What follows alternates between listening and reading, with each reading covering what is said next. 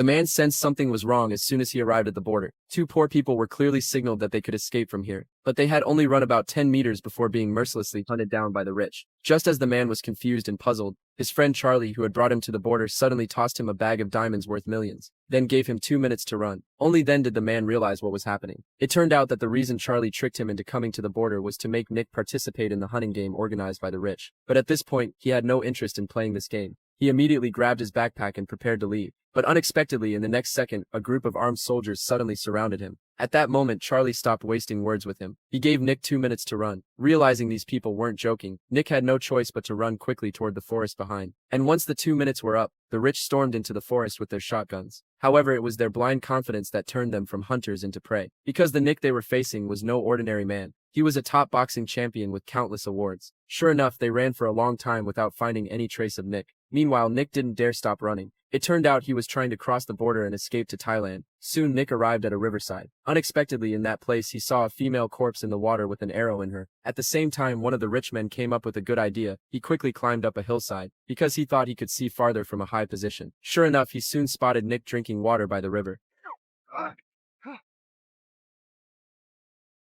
Fortunately, Nick quickly hid behind a big tree. Seeing the rich man on the hilltop coming his way, Nick quickly jumped into the river. By the time the rich man reached the foot of the hill, Nick had already vanished.